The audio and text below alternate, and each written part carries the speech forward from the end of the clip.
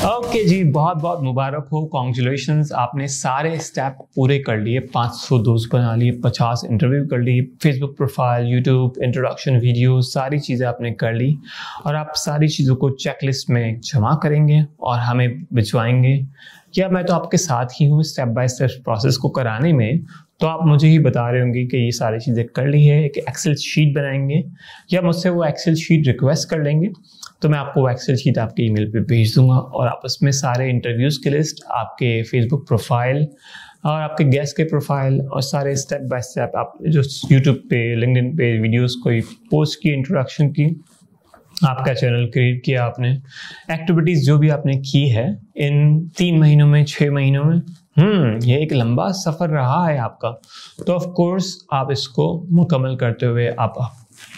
Win कर गए हैं लैपटॉप। तो आप हमसे लैपटॉप विन करें और आपने इससे ज़्यादा बहुत सारी चीज़ें सीख पाए हैं। तो लैपटॉप तो एक छोटी सी चीज़ हो गई है आपकी, लेकिन आपने अपने आप को डिस्कवर किया, आपकी कम्युनिकेशन स्किल्स, आपके कॉन्फिडेंस, आपकी मज़ीद चीज़ें सलाहियतों को उभारते हुए आपने